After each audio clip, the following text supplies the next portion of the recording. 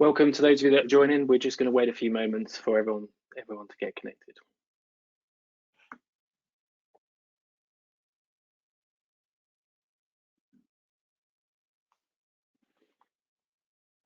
Just going to give a couple more moments for those joining. I can see there's plenty coming in.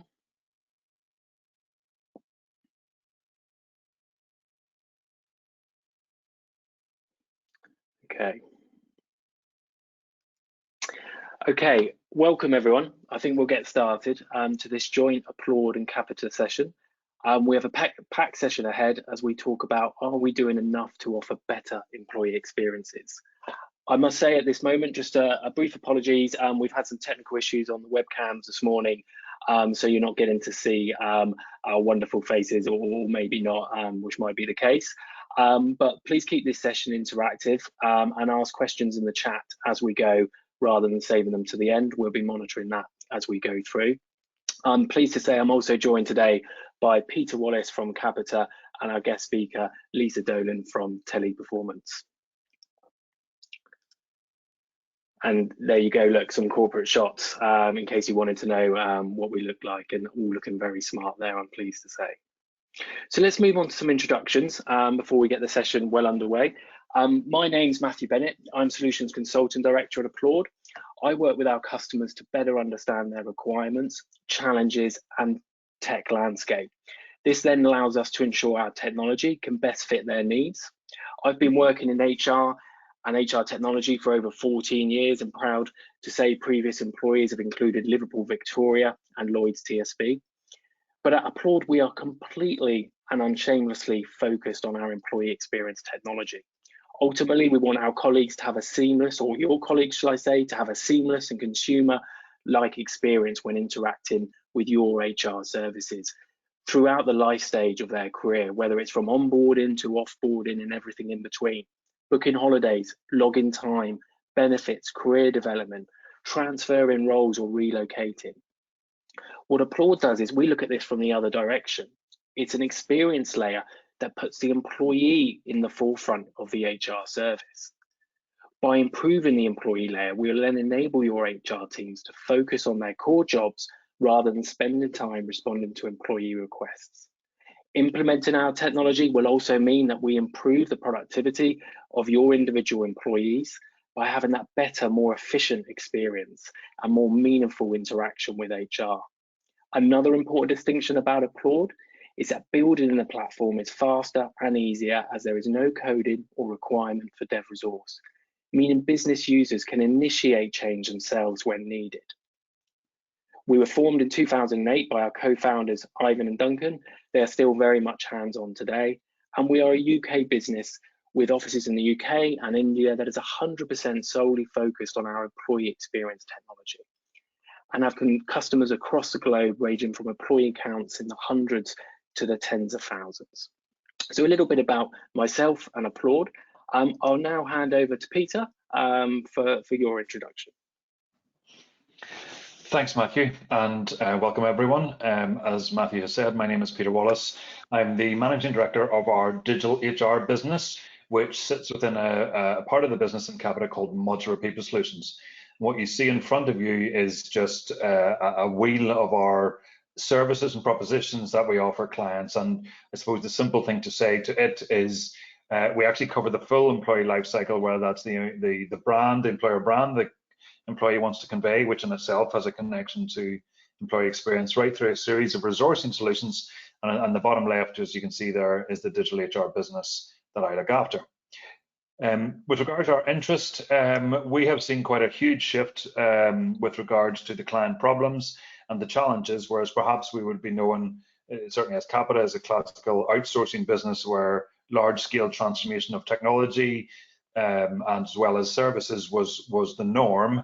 And we've seen a huge shift towards a much more agile approach, driven principally by a number of things. One, the pace and the ability to evolve with the challenges faced, but notwithstanding the pandemic of the last years and the switch to a much more remote workforce.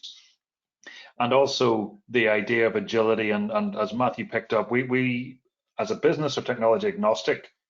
We work with clients across lots of different classical HR platforms, but what we've really noticed is the increase of and convergence on two things: digital transformation, which does not necessarily mean a complete rip out of a large scale enterprise system and replacement, but digital transformation, and in parallel to that, a huge focus on employee experience. And we're delighted that we've been working with Applaud for the last over a year now, and we're working on projects, and as an implementation partner, we're pretty excited about the opportunities that the product has, and we look forward to discussing why we think employee experience is the vanguard for the future, and how the digital tools can solve some, and we'll talk about maybe not all of them, but some of the tools and challenges that you may have in your organization. But thanks, Matthew. That's excellent. No, thank you, Peter, and a pleasure working with yourselves as well. So I'll pass over to Lisa now. Just get the slides to follow. Yeah, over to you, Lisa. Perfect. Thank you so much. Thank you. So I'm Lisa Dolan, SVP of Employee Engagement and Diversity, Equity and Inclusion at Teleperformance. I'm ultimately responsible for the employee experience through an employee life cycle, where we're continually listening to our employees, their thoughts, their feelings, how we can make the business even bigger and better, but also being able to support their wellness, physical, emotional and mental health, as well as driving to make sure we're a diverse, we're an inclusive and we're an equitable employer, creating that true sense of belonging. In terms of Teleperformance, we are a global leader in solution design, business optimization strategies, everything from front office customer support all the way through to the back office services, like things like finance and accounting and collections and so on. We've been operational for more than 4 decades. We've got a huge, deep industry understanding and expertise in service innovation, and also expertise in having the most comprehensive service portfolio in the industry. We've got in excess of 420,000 employees serving 170 different countries. We still have 70% of our employees working remotely, and we are super proud to say that we have 98% of our employees that actually work at an organisation that is either best or great place to work certified. And for the first time last year, Teleperformance featured on the world's best top 25 workplaces as well. So thank you so much. I'll hand back to you, Matthew. Thank you, Lisa. It's fantastic. And thank you for joining us today. You're welcome. Brilliant. So I can see the chat's already underway. So please, as I said, throw in any questions as we go through. Make it as interactive as possible will be fantastic. So today our topics of discussion are: what is employee experience? Why does employee experience matter? And how to offer a better employee experience. And hopefully that's what you've all been sort of tuning in to see today and expecting to see. So I guess really I'll start here. So, and Peter, I'm probably going to bring you into the conversation quite early on this, but what's your take on understanding the employee experience? Thanks, Matthew. I think in approaching this question, one of the things that struck me is in the field of HR, we can be a little bit guilty, shall I say, of coming up with new terminologies and claiming them to be the next big thing. And I speak as a qualified professional in that sector. But I think the thing I would say is that employee experience is not new, first of all. Employee experience happens every day, every hour, with every interaction all of our employees have with the organization, regardless. So the first thing to understand is it's already there.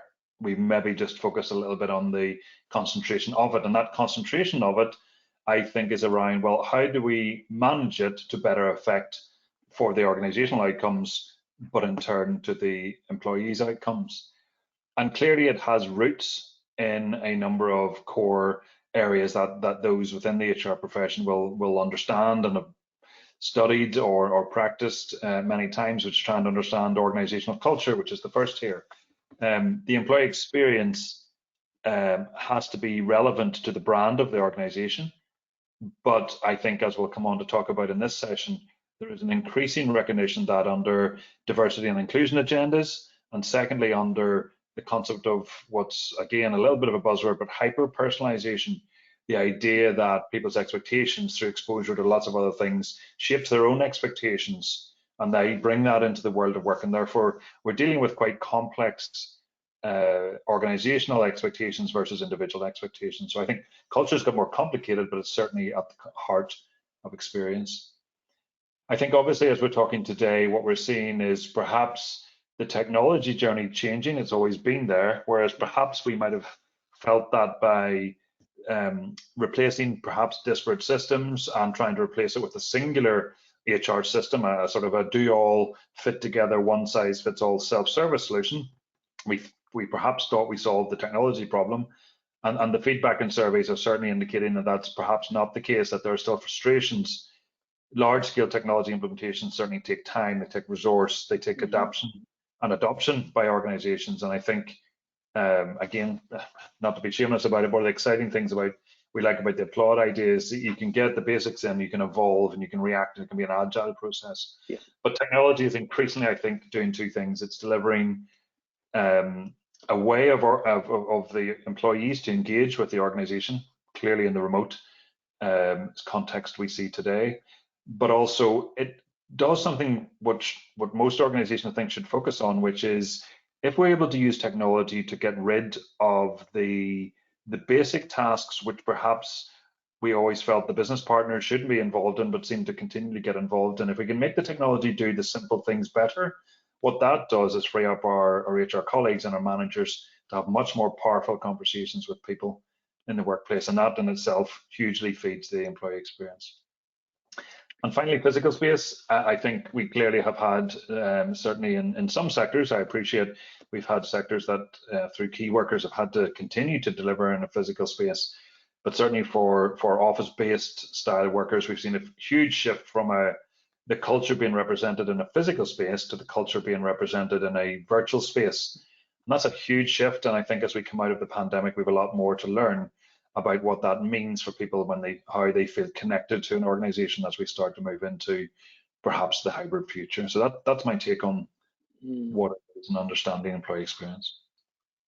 Really insightful, thank you, Peter. And I think there's one bit I would pull on that as well, particularly my background in HR technology is employee experience now. It's the same as customer experience, isn't it? In the sense of you have to sustain it. You can't just now implement a new core system and walk away for the next 10 years and say, well, surely everyone's going to be okay.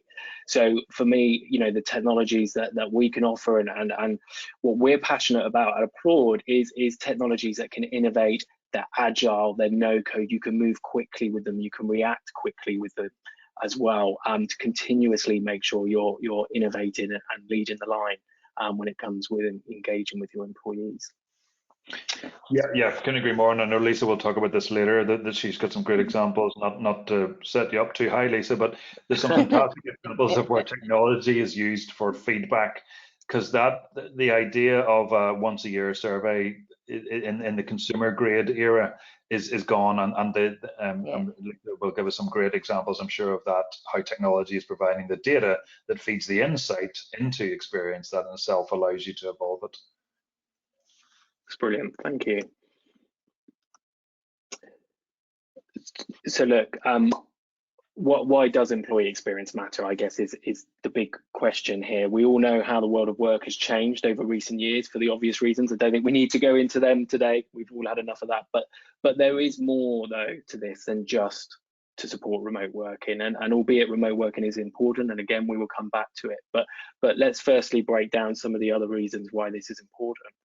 Just to kick off the conversation, you'll see some slide here with some stats from Josh Burson, who sees this as hugely important across many factors. We're seeing some of the numbers there. 2.4 times more likely to help create a better customer service outcomes. Who doesn't want that? 5.1 times more likely to ensure there's a sense of belonging for their employees, and 4.3 times more likely to create sort of innovation across the workforce as well. So just a few stats, but again, I'm really keen to get your thoughts to begin with, Peter, and Lisa, your thoughts on this particular slide on on your take on, I guess, why is it so important? Yeah, Matthew, I'll maybe kick off and bring, certainly I know Lisa's got some great examples here. I think for us, we're seeing at a business level, from an outcome point of view, I mean, we've been challenged. I mean, back in the day, it used to be productivity, then it became, measurement, measure what gets done. I think we've come a huge way. For me, business outcomes now, certainly for purpose-led organizations, are hugely influential. It influences their ability to grow and how they're perceived by their customers. It influences how they operate, and for organizations, and please we'll talk about this, where there's a direct correlation between the person and the quality of the service and the business outcome, there's an extremely strong correlation. I think for people, it's huge. We've been, as the HR function, trying to solve that connection between people and performance for many years, and I think the experienced people, I think many surveys are now pointing towards the correlation between the experience of someone that, a demotivated employee cannot simply perform as well as one who's fully engaged. I think we've seen more than enough surveys to that. So there's a strong correlation performance. This isn't, dare I suggest, another fluffy HR fad. This is a very strongly connected business outcome. And for innovation, we've all talked about trying to engage our frontline and at the coalface workers into helping the organization evolve in a very volatile world, and even more so through partly the digital tools and partly the engagement motivation we get from people. They can absolutely play a much bigger part in helping the organization grow for the future. So we are seeing these. We're seeing the clients that we talk to talk about these elements, and I think it's the technology and the tools available to us as a function in HR are really helping us make the business cases come through strongly to the exec teams. We obviously need to get the senior support for. Absolutely, and just to add to that, Peter, obviously from my stance, I think if I do the same and take the 3 key outcomes, so from a business outcome point of view, employee experience is critical. For us as an organisation, without our employees, we don't have a business. And what we absolutely do see is over the course of the last 3 years, due to COVID and shifting a workforce from bricks and mortar, so from workplace to workspace, we actually now are really starting to see that those employees that are working at home have got a higher internal sentiment. So how we continually listen to our employees, they absolutely have a greater sense of belonging because they've got the ability and the flexibility with remote work, but also on the flip side, those that then come into the office and that are still working in a brick and mortar site, we still see productivity levels as where we need them to be, but that camaraderie, that interaction actually is a lot easier to do in a face-to-face world versus a digital world, but we've managed to get the best of both worlds.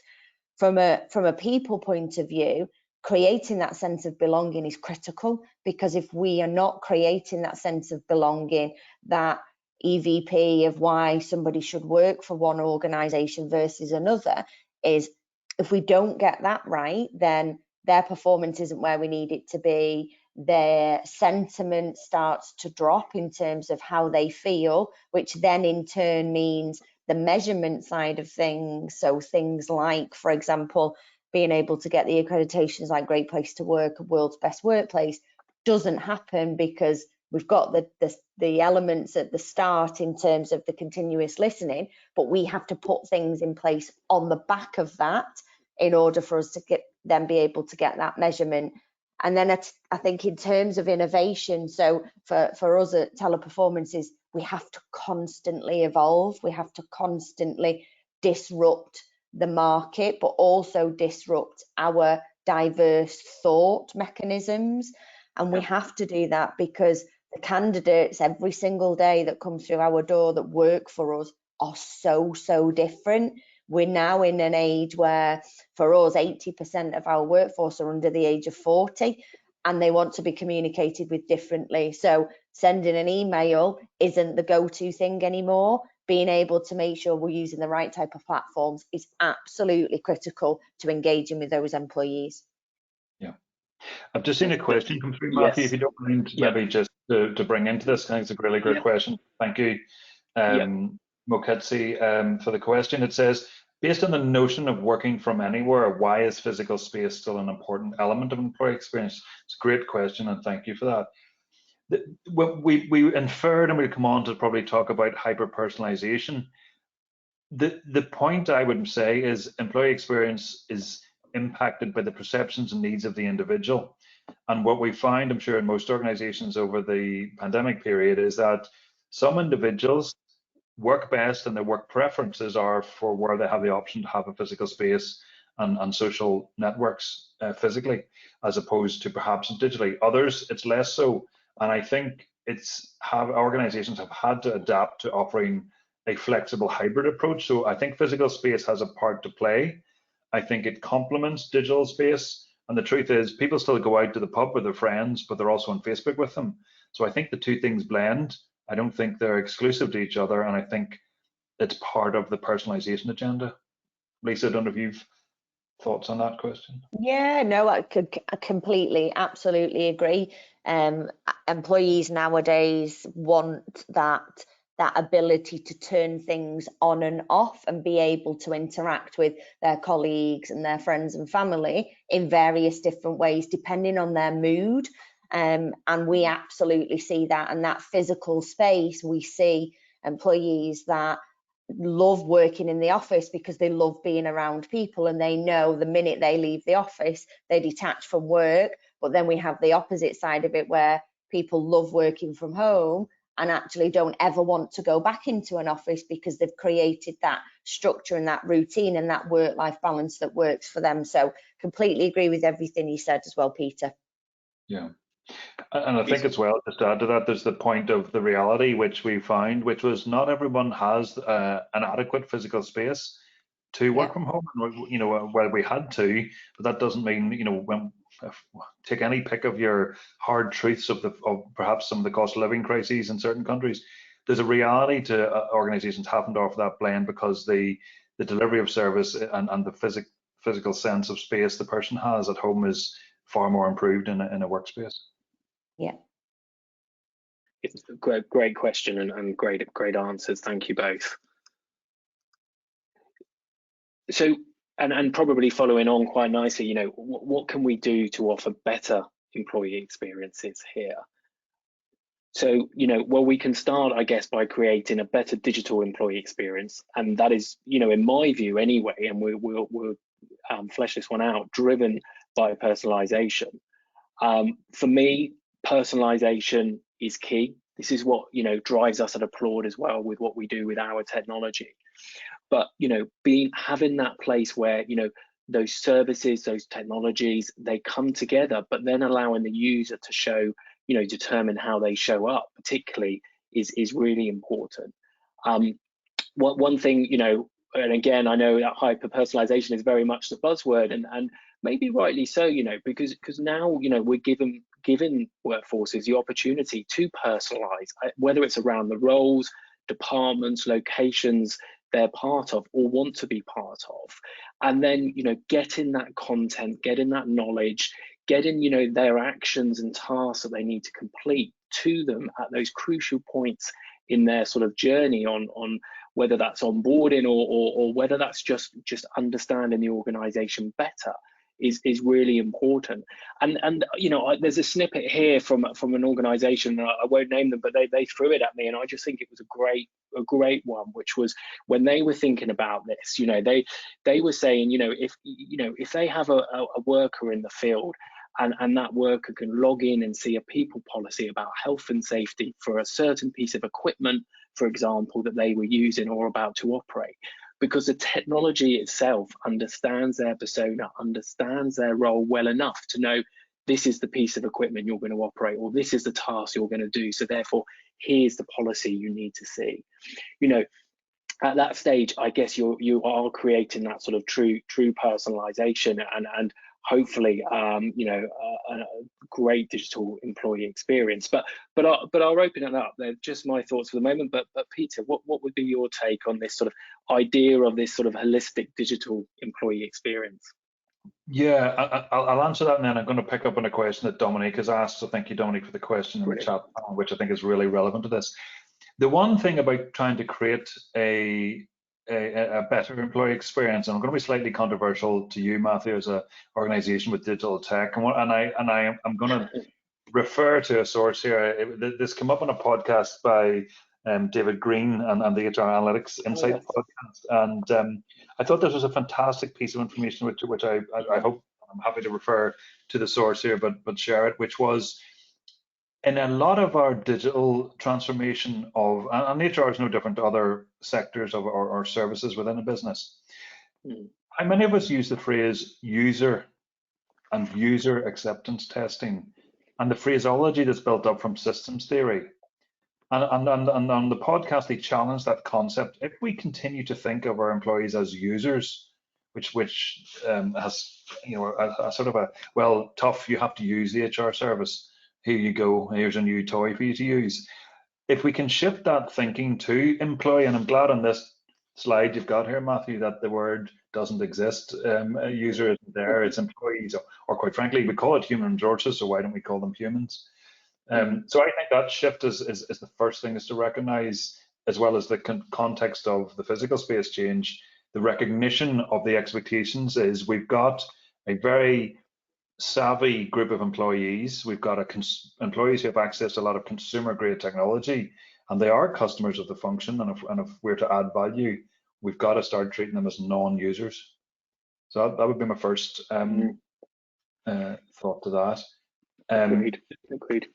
To Dominic's question, this was, how can businesses offer a consistent employee experience with an increasingly hybrid workforce, and how can tech be used to improve employee experience for field workers? So on the field side, I think we've got a slide later on, Matthew, regarding the mobile access piece, because for me, that anywhere 24/7 via mobile device, given the propensity of mobile ownership across the globe, is definitely for the field worker piece.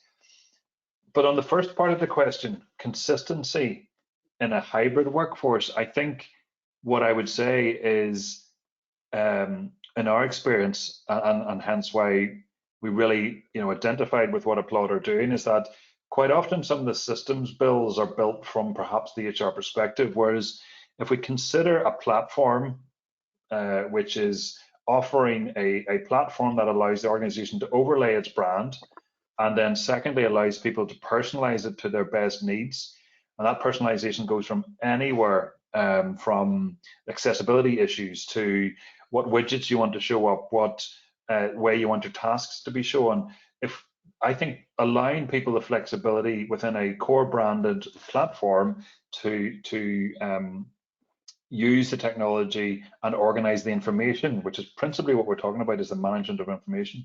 If we allow people to edit that, I think we can offer that blend of consistent employer brand, but also personalization. And Lisa, I don't know if you've experiences of where you've had to battle between consistency and personalization. Yeah, absolutely. And it's funny actually, because Mary, thank you for your question. I've just seen that come through where you've referenced Ben Witter refers to employees as prosumers, both producers and consumers of their experiences, and that absolutely is the case.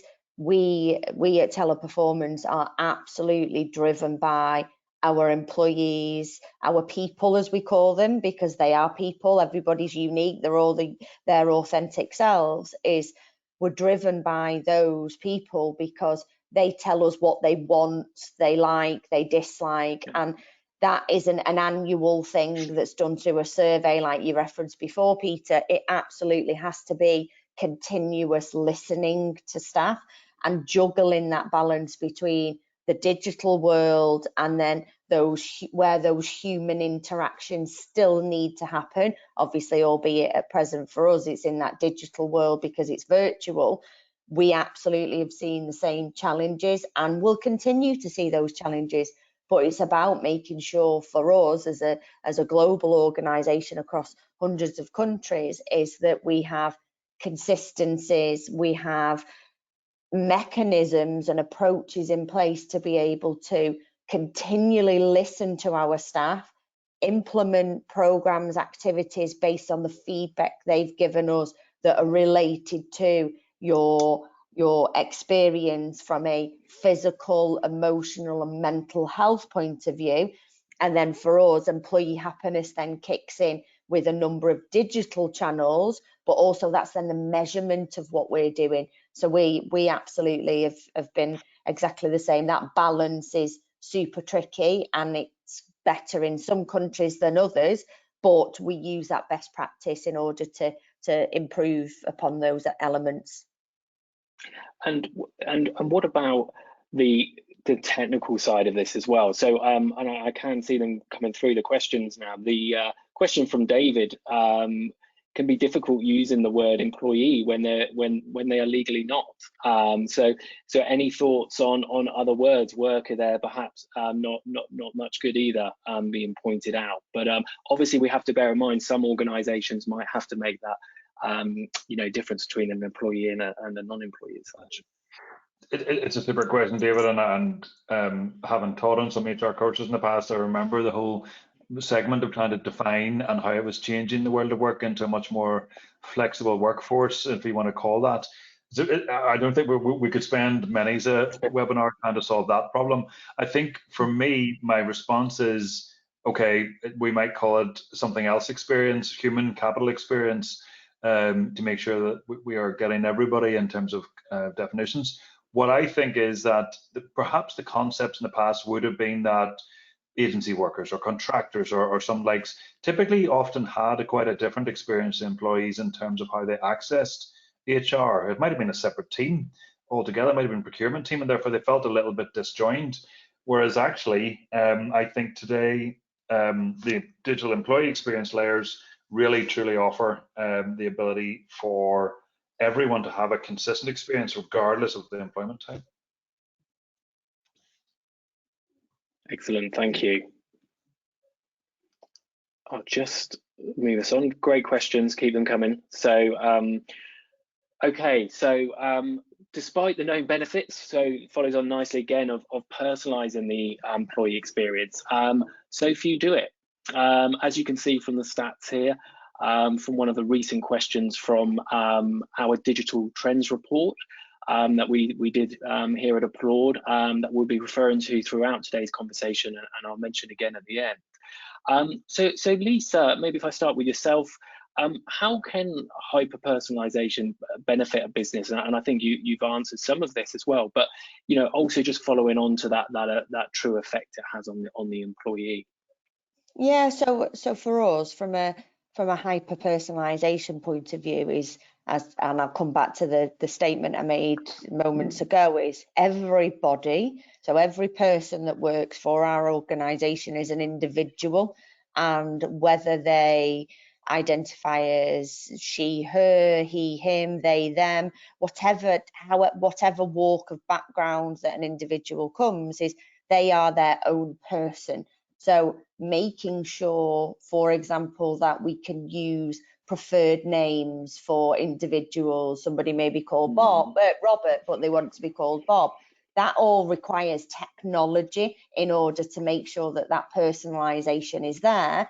And it's little tiny things like that that make a huge difference in organizations, and especially obviously our organization being as large as it is. For me, when we look at hyper-personalization, it's the little things like making sure that moments that matter are celebrated, making sure that milestones are celebrated, but also making sure that when people are invited to, whether it be webinars or focus groups, or even when they access to go online to a system that we use and one of the platforms that we use, that it's personal to them, their interests, their likes, their wants are taken into consideration when building the technology and when building the platforms that we've got. And for us, one of the key triggers for us is that because we have a continuous listening set of 6 approaches, that we constantly are reviewing that data, because we know the higher the sentiment score internally, the lower the attrition. we know the higher the sentiment score, the better the performance and productivity of our employees are. So by using that technology and personalizing the experience that an employee has, helps us obviously, one, grow as an organization, but two, retain our employees, and also that new attraction candidate pool through our external sentiment like Glassdoor, for example. Candidates of today's day and age immediately go to the likes of Glassdoor to be able to see what it's like to work for an organisation, because people are open to that conversation and will absolutely share that. But people that join organisations want to know what's in it for me. What's going to be different if I join Teleperformance versus another competitor? And that's where that personalisation is super, super critical. Yeah, I couldn't agree more. And perhaps, perhaps not quite at the same level as what you've taken us through there, Lisa. I think there's also a practical piece as well, particularly for those new joiners. How quickly is it for them to onboard? How quickly is it for them to find the things they need to learn and do, or just generally the day-to-day tasks they need to complete? A stat, and apologies again for another stat, but a stat from a recent Forrester's report we conducted, 90% of organizations believe their employees and managers lose between 2 to 4 hours a week looking to do those HR tasks, looking where they are, going through them, etc., because it's not made easy to do. It's not being personalized around them as the employee. I think one point to add there as well, Matthew, is that for us, from a hyper personalization, but then also the effective use of technology, it's simple little things. And Peter and I were talking the other day, it's simple things like, let's effectively use technology to our advantage for our people operations, and that's what we call our HR teams, because ultimately it's the old term of HR, human resources, actually is very outdated, and we are there to serve our people because they are our customers. So being able to make sure that the people that work within the people operations team are there to add value. Let's take away some of that huge time consuming elements like I need to access to my contract, or I have a payroll query, or I don't know where to find my benefits program. That's why within the UK, and it will be launched elsewhere, is we've created a little bot called Harriet, and the team in the UK have done an amazing job, because that's taken thousands of hours out of the admin tasks of the people operations team into a bot, into Harriet, that does it for them, which actually services our customer, i.e. our people, a lot quicker, and gives them the ability to access other things and ask other questions, to then mean that the people ops team, they then are there to add more value to the employees and to the organization. So that's a perfect example of how we've used those personal elements and through feedback from our staff in order for us to be able to do that. It's a great example, and also, really elevating your people operations team as well, to be able to do what they want to do as professions. I will just, with time, I will just move us on, because I think this is going to tie in nicely. So mobile first workplace, only 28% of organizations said that their HR services were mobile accessible and consumer grade. What do we think by that? And again, this is from our sort of digital trends report, which we're referring to throughout this session. But I'd love to hear your thoughts, Peter. Maybe to begin with, it feels low. It does feel low, and to the person who maybe asked about field workers before, apologies, it was Dominic, your question. And for me, I think the reality of the boundaries between work systems and personal systems has also been challenged in the pandemic, and this idea that really with mobile coverage across the globe, certainly in terms of both personal devices and or otherwise, we do have the ability to get into people's hands and onto their eyes much more easily. I suppose we've got a battle with our IT colleagues on regards to firewalls and proper security protocols, which is just improper. So that is something to be tackled when you're thinking about the journey of digital transformation. But for me, the mobile point of entry as a tool has become such a part of our lives. It's critical, and to see this figure being so low suggests that we are still requiring our employees, or to pick up on a term you said there, Lisa, I remember covering this on a course many years ago, are they human resources or are they resourceful humans? So if we were to get our resourceful humans more active and engaged, I think we do need to focus on perhaps tying them or freeing them from the desk a little bit, and a mobile tool is a great way to do that. Consumer grade is an interesting one, and maybe Lisa will come on to talk about this. I would question organizations' senses. This is the organization's own view of consumer grade, because to me, the only true measure of consumer grade is if your own consumers are telling you it's good. And I know you have some examples of that, Lisa. Yeah, absolutely. Couldn't agree more. And this is where, and we come back to that full circle again, is continually listening to your employees is super critical. If you're doing an annual ESAT survey, or even a 6-monthly survey, by the time you've implemented things and communicated, or you said we did back to your employees, you've lost that momentum. So being able to have a tool or something in place where you're constantly and continually listening to your employees through their moments of truth, from joining the organization all the way through to somebody deciding to leave an organization, it's super critical that that feedback is taken, it's evolved into programs, initiatives, activities that can be put in place to better support employees. So for example, for us, is we were getting feedback from our employees around well-being support or support from a burnout and stress point of view.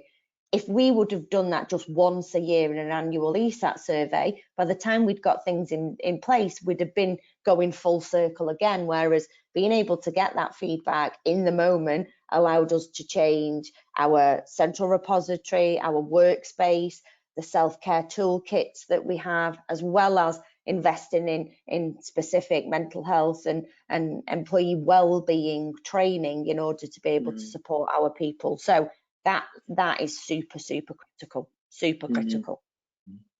It's excellent. See, Matthew, Dominic's followed up with a question which is very much linked to what you just said, I think, Lisa, which is, where do you start with personalization? And if I may be so cheeky, you start with the person, and that type of feedback loop you get, Lisa, to me is really important. Yeah, absolutely. And I've replied back to you, Dominique, just to say, keep it simple. That's as easy as it can be. There's no big rule book, and there's hundreds and thousands of books out there of how to better engage with your employees, but all of them are saying, keep it simple. Start with preferred names during onboarding. Start with celebrating moments that matter. Start with reminders to leaders of celebrating those moments, but also having conversations. Ultimately, we are people, and we are driven by people. So focus on the people, and the people, as Richard Branson says, look after your people, they'll look after your organization for you. Yeah, very much so. I mean, Dominic, I would add to that by way of, I mean, keep it simple is always a good adage. I think, we perhaps went down a bit of a cul-de-sac, if I could use that phrase, on trying to develop personas in the past. Right, let's pick a line manager, let's pick a HR team. What do they want from the system? And I think that led us down a little bit of a blind alley, whereas it's keeping it simple and starting with the person. And my suggestion is, instead of designing the processes and the technology from the HR team or the organization's needs outwards, make sure you really engage and get the humans and the people and all the organization value that you're going to serve. Make sure they're involved, and make sure you ask the question, okay, well, this is important to the organization to have this process run well, but what is the importance of this task to the individual? And I think if you start adopting a customer eyes in perspective, you will start to pick up on things that might make you change and that offer that level of personalization. Yeah. Great answers, and likewise, Lisa, I picked out, you started with listening to the employees, and I think that's ultimately where this all starts. I think just touching on the mobile piece from my perspective, just from a very practical perspective, actually, and something I just see day to day in the role I do, it's just the amount when companies do have, they do have mobile space, they do consider themselves mobile first. You start to look at what they're expecting the employees to do, and it might be interact with 5 different apps. And for me, you've lost the employee at that point. Who wants to have 5 apps reminding them of work in their mobile phone every, or continuously. You want one seamless app to be able to get in and sort of interact with. So just something for myself on a practical side of what we see regularly with the customers we work with. Yeah, absolutely. And Matthew, I would add to that one, the other thing as well is in that piece is trying to remove the grit from the process. I think there's something about personalization, but there's nothing worse than people from a service dynamic trying to experience a service of the people function, and just it's hard. They have to go to 5 different, they have to fill out 10 different forms and information they know already. That's making it hard, and that distance people from the organization, and that doesn't support personalization, because you're not really treating them as an individual, you're treating them as a number that's got to go through the machine to process the data. And I think that's key, is get rid of the grit, challenge your own organization on why do you need 5 approval levels for that. So those types of questions are important ones to advocate in the process. All comes back to having the employee's voice in the chair, isn't it, as well when building these processes. And it's all starting to round off nicely, I think. So just again, bringing us back to some stats here, but the key to employee engagement is to make employees feel connected to their business, connected to their co-workers, connected to their managers. Of course it is. But this stat here, with 94% of businesses being surveyed saying, they have some level of remote workers, this is always then going to be a challenge to keep that engagement going. So Lisa, just draw on your experiences here. Anything else you'd like to add on how we can make employees feel more connected to the business with remote hybrid working, or anything else along those lines? Yeah, absolutely. So a couple of examples. So it's quite nice actually that on that's little phone shots there on the screen, that it's obviously about your team and celebrating those moments that matter. Employee experience is as Peter said, always been there and will always be there, and it's not the new buzzword, just like people say, well, DE&I is a new buzzword. It's always been there. We're unique, we're individuals. The impact that those little tiny moments that matter can have are extreme for some individuals. And actually the example that's on there for in terms of celebrating birthdays and anniversaries and people are on leave and that type of thing, is by creating that digitally but still involving people in that, has a huge impact on people's well-being from a mental and also a physical health point of view. So to give you an example is we were in the UK sending manually through Teams platforms and other platforms communications to say happy birthday Lisa or happy work anniversary. That was in excess just in the UK of 18,000 messages per year, and that was individuals that were physically doing that. By creating an internal bot that still allows us to do that still comes from myself or from the relevant teams, the personalization is still there, the technology and the use of innovation is still there, but the impact and the time that can be used to do even more value add stuff is absolutely critical. And because we have so many, as I said before, 70% remote workers for us at Teleperformance, that digital element and that way of bringing people together is even more critical, and things we've implemented within TP would never have been possible in a face-to-face world, because how can you get 10,000, 20,000 people together in one space that are all over the world to be able to have conversations around various topics? It would be impossible to be able to do that logistically, whereas absolutely that digital world has allowed us to be able to interact with people we would never see before. Excellent. And Peter, any thoughts here? Yeah, I think I would look back to one point, which is about the where organizations can offer that choice that suits the person. that comes into it, so that hybrid thinking. But yeah, I agree totally. The more you can digitize some of the tasks, you're freeing up line manager time, you're presenting them with valuable information. Most managers will want to manage their team well. Most managers will want to recognize good stories and success, and by putting a digital tool in front of them that actually clears away a lot of the manual tasks they used to do and giving them those little prompts, you really add huge value to what Lisa's referred to, the moments that matter. Because I think one word of caution would be, this is not going to be solved, or a better employee experience is not going to be solved by digital technology alone, but by creating the right digital technology underpinning the wasteful activities and presenting great information to the right people, you're actually allowing the humans to pick up and really spend more time on the moments that matter, and jump in at a point of a process and say, have you got all the information you need? You're perhaps going on maternity or paternity. Can we support you any way further? Those simple interventions by a human at the right point, enabled and equipped by the digital technology, I find personally myself as being hugely advantageous to that. And I was chuckling earlier, as you said, Lisa, about Harriet, your bot, and how we seem to have stuck with the same, because Capita's version is called Herbert. You need to come up with more creative names. Personalizing the bot by giving it a name. I love it. So absolutely. So just bringing us in some final talking points, and I think this one is well, let's face it, it's an interesting one. I think, you know, everyone would have a different view on this, and perhaps, you know, you could talk this one. I could talk all week about this one, but, you know, that burnout question, I guess. Our trend report, 64% of people looking or wanting to support a 4-day week. I guess the view will be very different here from person to person, really. You know, reducing the days in the week doesn't necessarily always help.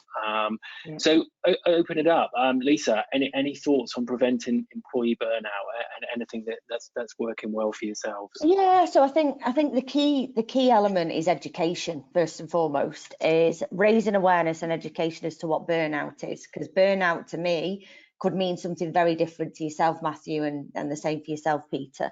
And one of the key priorities that we've done is educating and raising awareness as to what burnout is. And we've created within our wellbeing portal that we've got a burnout self-assessment that people can ask a series of questions of themselves. It gives them a score on the back of that then gives them a number of resources, tools, tips, and it ranges from articles and podcasts to listen to or YouTube elements to watch, all the way through to registering for burnout and building resilience, but also stress awareness, mental health courses that we've got available. So for me personally, burnout differs across any organization based on the level that you're at, so based on your seniority within the organization, and because of the digital world and because of the remote world, it's meant that people can't distinguish from workplace to workspace, because your workspace is your workplace in many instances, and it's about setting those boundaries. But for us at Teleperformance, we wanted to make sure that we're educating and making sure things like this 15 minutes before and after a meeting for people to gather the thoughts, decompress the thoughts, and we use tools like Insight Timer in order for people to do meeting preparation, meditations before sessions, and even we start meetings with a 5-minute or 2-minute get your thoughts together type of thing, because it's critical for people's well-being, but also for their mental health as well. So that's my pennies worth in there, Matthew. That's brilliant. Thank you, Lisa. And just before, Peter, I pass it to you, I can just see a great question for the audience, actually, throw in the chat in the final few minutes, if you support a 4-day working week as well. And it disappeared off my screen, but again, I saw a great takeaway from one of the attendees that popped up as well, saying their takeaway is treating employees as customers, which I think is awesome as well. So just finally on this point, Peter, anything else to add from yourself? Yeah, certainly, absolutely treat them as customers, HR as a service, and the more we switch as a function and as a profession to that mentality, I think the better served we will be to our organizations. To this one on the burnout, I'm going to be more overt on this one. I struggle a little bit with this. I think this has the danger of a 4-day week being the the silver bullet, the thing that will solve everybody's burnout. Yeah. And I would agree with Lisa. There's a lot of issues behind this in terms of burnout, and I think the one takeaway that I've seen most across the pandemic, which has forced us into this, thankfully, is the idea of flexibility. Because if you as an individual need to have an afternoon off to go to a school play or a football trial or whatever the case may be, and you decide that you can complete your work in conjunction with your organization across a pattern that is maybe not classical, then if that works for both parties, great. Yeah. Applying a forced 4-day week on it, I just have a bit of a problem with it, if I'm honest. I agree, to be honest. Yeah, I agree. Yeah. I think the 4-day working week is probably more for certain industries where they are in the office for 4 days. That ultimately, I know, even on bank holiday weeks, and you work in a 4-day week, that you need it to be 5 days in order to get stuff done, because there's not enough hours in the day. Whereas actually the 4-day week, depending on certain industries, it will probably work, but for many industries, it definitely won't. Yeah, couldn't agree more. Well, as we've been talking about, Matthew, if we want to reduce burnout, make HR easier, make it a great service, make the experience brilliant, and I think we'll actually help contribute towards some of the burnout issues. Absolutely, couldn't agree more. So look, ultimately that's bringing us towards the end. So just a few things just to walk us through. You'll see here QR code on screen. Please take a look at our Digital Employee Experience Trends Report for 2022, completed by over 200 senior HR leaders. Also, a plug from myself and ourselves here at Applaud. Again, please take a closer look, book yourself a demo. We'd love to chat further with you about what our technology can do and what our technology can bring to your organisation. Any final thoughts, Peter, from yourself? No, just advocate what you would say. We are out talking to clients. We're helping them solve these similar digital transformation experience challenges. And this quote that we did through a lot of research with organizations, we've already alluded a lot to, which is we're in a very different space. Some of the core things haven't changed, but this quote, I think, encapsulates where we see as the value, which is the workforce of the future will not be created with the tools of the past or indeed the approaches. And I'm going to be blatant here. If you want to have a chat further about that, we'd be delighted to speak to you. Absolutely, and likewise. And finally, a big thank you, Lisa, for joining us today as well. Really appreciate your thoughts. They've been fantastic and insightful. And any final comments from yourself? Yeah, so the only thing from me is technology, as Peter said, is absolutely one of the enablers for us to provide a better employee experience or people experience, as we should refer to it. I think my top tips to everybody on today's call is keep it simple. Make sure that we are personalising conversations to the individual and that we are absolutely creating that true sense of belonging. And as we said, everybody's individual, so please treat everybody as individuals. Thank you. Brilliant. We've run the full course. So just to say a big thank you for listening in today. Hope you found the session insightful and useful, and hopefully you'll continue to explore the discussions with us further. Many thanks all, and thanks for your questions. Thanks, everyone. Thanks, everyone. Take care. Bye-bye. Bye.